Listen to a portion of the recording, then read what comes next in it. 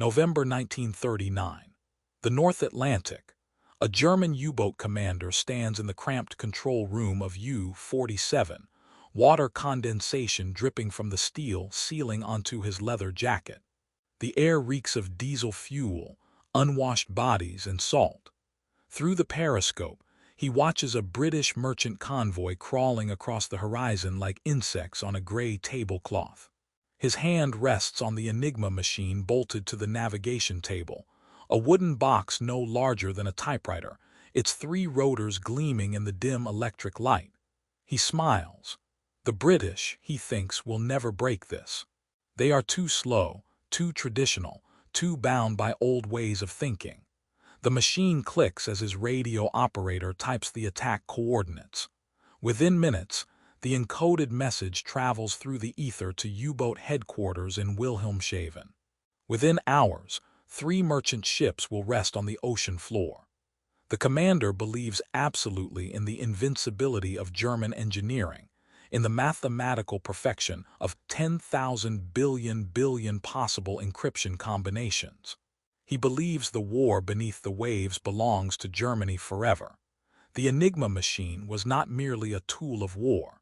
It was a symbol of German technological supremacy, a manifestation of the same precision engineering that built the Autobahns and the Panzer divisions.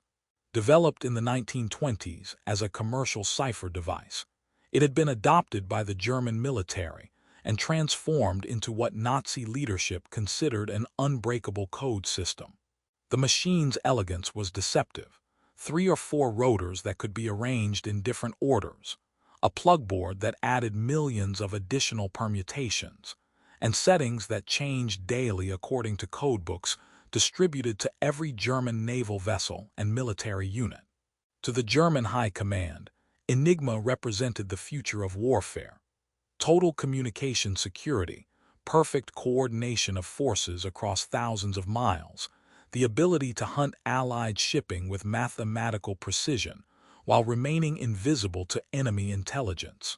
By late 1939, German U-boats were sinking Allied merchant vessels faster than British shipyards could replace them. The Battle of the Atlantic had begun, and Germany was winning. The officers of the Kriegsmarine, the German Navy, carried themselves with particular arrogance regarding their cipher security. They had watched the British fumble through World War I with primitive code systems that German cryptanalysts had broken with embarrassing ease. Now the roles were reversed, amplified by technology the British couldn't possibly comprehend. Admiral Karl Dönitz, commander of the U-boat fleet, built his entire strategy around Enigma's impenetrability. His wolf pack tactics depended on real-time intelligence. U-boats scattered across vast stretches of ocean, reporting merchant convoys by encrypted radio, then converging like sharks drawn to blood in the water. The system worked beautifully through 1940 and 1941. Tonnage sent to the bottom of the Atlantic mounted with each passing month. In the officers' mess halls in Lorient and Brest, submarine commanders toasted their hunting success and the machine that made it possible. Some kept their personal Enigma rotors as good luck charms. The idea that British intelligence might be reading their mail seemed as absurd as suggesting the Royal Navy might grow wings and fly. But in a Victorian mansion in Bletchley Park, 50 miles northwest of London, something impossible was happening. The building had been requisitioned in 1938 as the wartime headquarters of the Government Code and Cipher School, a deliberately boring name for what would become the most important intelligence operation of the war. By 1940, it housed an extraordinary collection of mathematicians, chess champions, linguists, and crossword puzzle experts, all sworn to absolute secrecy, all working to break what the Germans insisted could never be broken. They worked in wooden huts scattered across the estate grounds, breathing coal smoke and damp English winter air, sustained by weak tea and the knowledge that hundreds of merchant seamen were drowning in the Atlantic every week while they struggled with rotors and permutations. The first breakthrough came from Polish mathematicians who had built a replica Enigma machine before the war and shared their findings with British intelligence just before Poland fell. But the Poles had only solved the commercial version. The German military Enigma, particularly the naval variant used by U-boats, was far more sophisticated. The British cryptanalysts faced a problem of staggering complexity. Even knowing how the Enigma machine functioned mechanically, the number of possible daily settings was effectively infinite from a practical standpoint. The 3 rotors could be selected from a set of 5 and arranged in any order, 60 possible rotor arrangements. Each rotor had 26 starting positions, 17,500, and 76 possible initial settings. The plugboard created billions of additional permutations. And the settings changed at midnight every day according to codebooks the cryptanalysts didn't possess. To break a single day's naval Enigma traffic using brute force calculation would require more time than the remaining lifespan of the universe. The German confidence in Enigma's security was not mere arrogance, it was mathematically justified. Or so it seemed. Alan Turing arrived at Bletchley Park in September 1939, a Cambridge mathematician whose work on computational theory was largely unknown outside academic circles. He looked at the Enigma problem differently than everyone else. He understood that the machine's greatest strength, its astronomical number of possible settings, was also a weakness. The Germans had to use it practically, which meant they introduced patterns, shortcuts, human errors that a purely theoretical system would never contain. Turing noticed that Enigma had a fundamental flaw. No letter could ever encrypt to itself. If you typed the letter A, the machine could produce any letter except A. This seemed like a security feature, but was actually a crack in the mathematical fortress. Turing designed an electromechanical device called the bomb, based on the Polish bomba concept, but vastly more sophisticated. That could test thousands of rotor settings per hour, eliminating impossible configurations until only possible solutions remained. The first bomb became operational in March 1940. It looked like something from a mad scientist's laboratory. 6 feet tall, 7 feet wide, 2 tons of rotating drums and colored wires, making a ticking, clicking sound like 1,000 clocks running simultaneously. But having the technology wasn't enough. The bombs needed cribs, known or guessed pieces of plaintext that appeared in German messages. The cryptanalysts studied captured German documents, looking for bureaucratic habits and predictable phrases. They discovered that German radio operators were human, and humans are creatures of habit. Weather reports often began with the word wetter. Daily situation reports contained predictable military terminology. Some operators were lazy, using girlfriend names as message keys or typing AAAA as filler. One U-boat commander ended every message with Heil Hitler, providing 6 letters of known plaintext. These small human weaknesses in a theoretically perfect system created the openings that the bombs could exploit. By mid-1941, Bletchley Park was reading some German Enigma traffic, though naval Enigma remained largely impenetrable because the German Navy used 4 rotors instead of 3 and maintained far stricter operational security. The German U-boat commanders never suspected. They continued to send detailed position reports, attack plans, and fuel status updates by radio, confident that British intelligence heard only meaningless static. They surfaced at night to charge batteries and transmit long operational messages. They reported convoy sightings with precise coordinates and speeds. They complained about mechanical failures and requested supply rendezvous in plaintext, encrypted only by their invincible machine. In the spring of 1941, merchant shipping losses reached catastrophic levels. Over 500,000 tons sunk in April alone. Britain was slowly being strangled. Food rationing tightened. Military convoys carrying tanks and aircraft to support the Soviet Union after Hitler's invasion simply vanished into the Atlantic. Admiral Dönitz increased his wolf pack tactics, sometimes coordinating 20 U-boats against a single convoy. From his perspective, the strategy was working flawlessly. The British seemed blind, their convoys stumbling into U-boat ambushes with predictable regularity. The war beneath the waves would be won by 1942, he believed, and Britain would be forced to negotiate peace. Then the British got lucky, though luck is what you call preparation meeting opportunity. On May 9, 1941, the British destroyer HMS Bulldog depth-charged U-110 to the surface south of Iceland. Instead of scuttling their boat as procedures demanded, the German crew panicked and abandoned ship, leaving their Enigma machine and current codebooks intact. British sailors boarded the wallowing submarine and found everything. The machine still plugged in, rotors in place, codebooks in the captain's safe, signal procedures carefully documented. The boarding party worked frantically, knowing the U-boat could sink at any moment, passing equipment up through the conning tower hatch. They towed U-110 toward Iceland, but it sank before reaching port. The Germans never knew their security had been compromised. They believed U-110 had gone down with all hands, its secrets buried forever. The Admiralty hushed up the capture so completely that even HMS Bulldog's crew didn't fully understand what they'd accomplished. The Enigma machine and codebooks went straight to Bletchley Park. The breakthrough transformed the Battle of the Atlantic, but slowly, carefully, with agonizing restraint.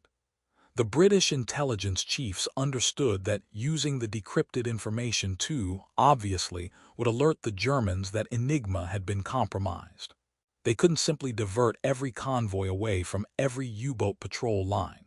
The Germans would notice the pattern within weeks and change their entire encryption system. Instead, British naval intelligence developed elaborate cover stories. When they rerouted a convoy based on Enigma intelligence, they first sent reconnaissance aircraft to discover the U-boats, giving the Germans a plausible explanation for how the British knew their positions.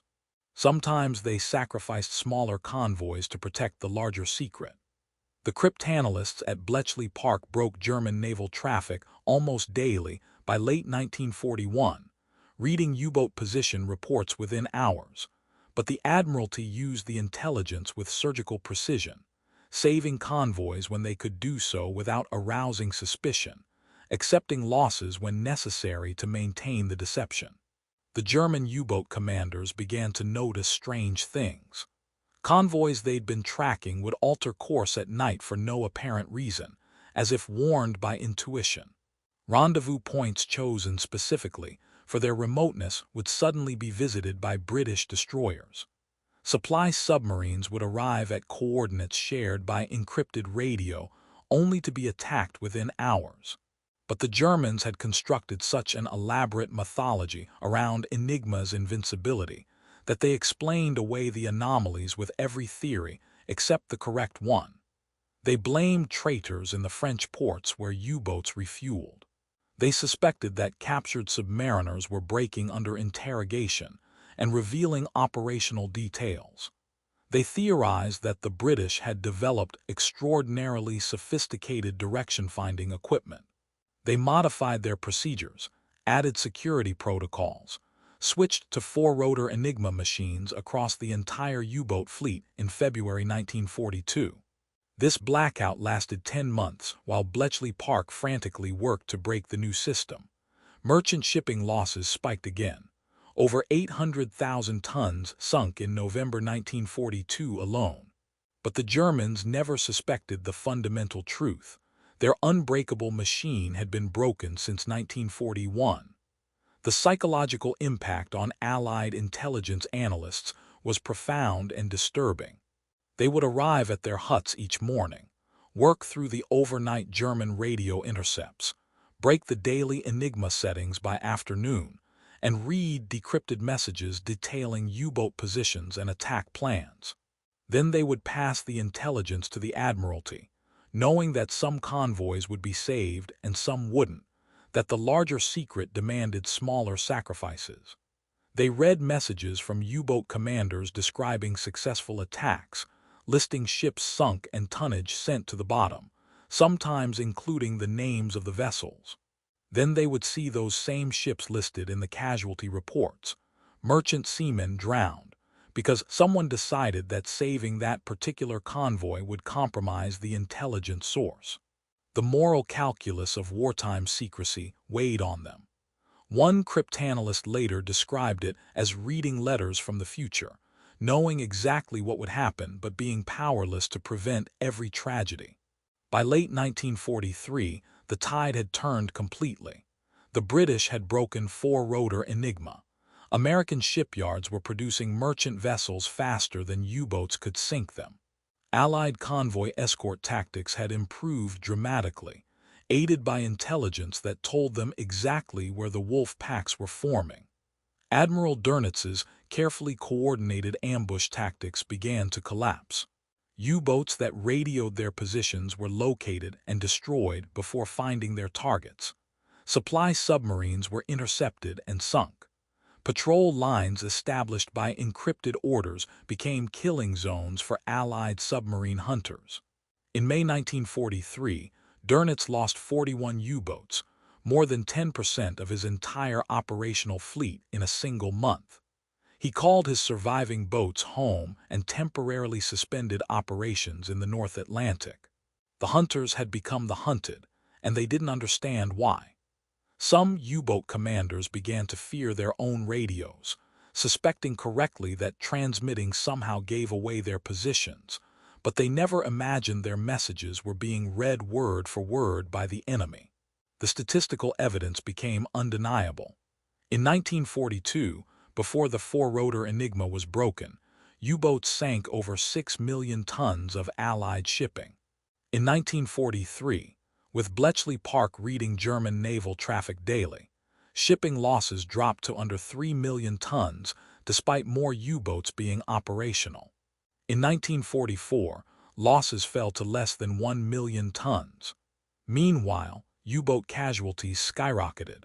Of the roughly 1,150 U-boats commissioned during the war, 785 were destroyed, a casualty rate exceeding 68%.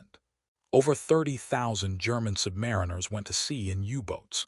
Fewer than 10,000 survived the war. The young men who had believed in the invincibility of German technology died in steel coffins at the bottom of the Atlantic, never knowing that the machine they trusted had betrayed them years earlier. They drowned in darkness, in water so cold it killed in minutes, crushed by pressure that collapsed submarines like empty tin cans, believing to the last that their communications were secure. The symbolic irony was crushing. The Enigma machine, designed to protect German forces, became the instrument of their destruction. Every encrypted radio transmission was a beacon guiding Allied forces to their targets.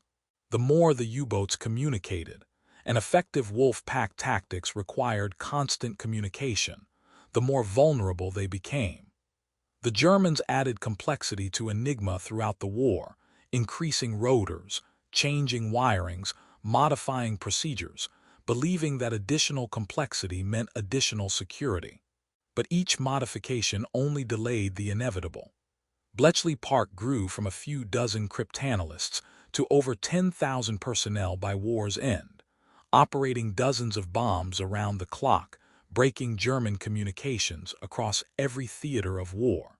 The Enigma machines kept clicking and typing, producing what looked like gibberish, and German commanders kept trusting them absolutely, right up until Allied bombs destroyed their headquarters or Allied submarines torpedoed their vessels. After the war, when the Enigma secret was finally revealed decades later, surviving German officers reacted with disbelief, then anger, then a kind of hollow depression. They had spent years attributing their defeats to British radar, to Allied industrial superiority, to American intervention, to betrayals and bad luck and poor timing. Anything except the simple truth that their enemy had been reading their mail since 1941. Some refused to believe it even when shown the evidence. The psychological foundation of their wartime experience, the absolute confidence in German technological superiority, had been an illusion. Every tactical decision based on secure communications had been compromised. Every wolf pack coordination that seemed like brilliant tactics had been anticipated and countered. The courage of men who went to sea knowing the odds were lengthening against them had been undercut by a secret they couldn't have imagined. The machine they mocked British intelligence for being unable to break had been broken completely, and that breaking had killed thousands of their comrades. The tragedy extended beyond those who died. German cryptographic arrogance had infected the entire military hierarchy. When occasional hints emerged that Enigma might be compromised, captured Allied documents that seemed too well informed, battle outcomes that suggested foreknowledge, they were dismissed or explained away, because accepting the truth would require acknowledging that the foundation of German operational security was fundamentally flawed. The Nazi leadership had built a mythology around German technical superiority that couldn't accommodate the possibility of such a comprehensive intelligence failure. So they continued to trust the clicking rotors and encoded messages, continued to believe that mathematics and engineering had given them an unassailable advantage, continued to send young men into the Atlantic with confidence built on sand.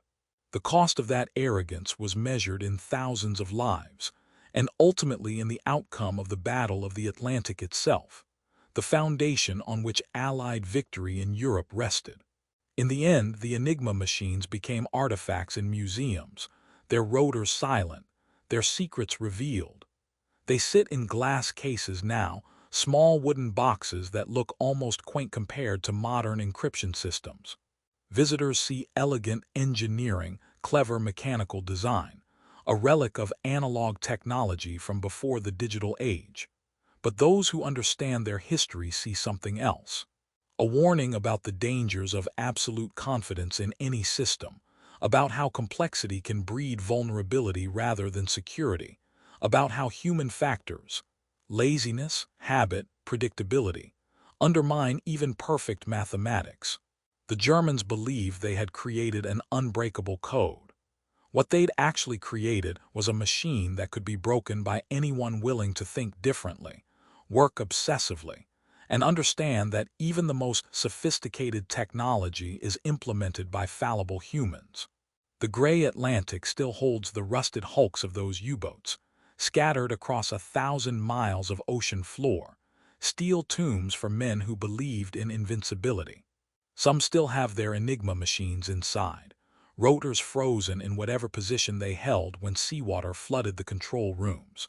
They are monuments now to a peculiar form of hubris, the belief that technology alone could determine the outcome of war, that mathematical complexity equated to absolute security, that the enemy was too inferior to overcome German engineering brilliance.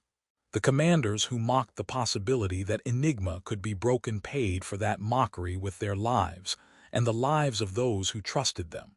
The machines kept their secrets perfectly. It was the men who built them, used them, and trusted them absolutely who failed. The rotors could not lie, but they could not save anyone either.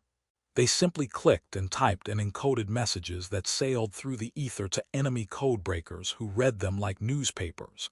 And the U-boats went down one by one into darkness, carrying men who died believing they were safe, that their communications were secure, that German technology had made them invisible. They were wrong, and the ocean kept that secret far better than Enigma ever did.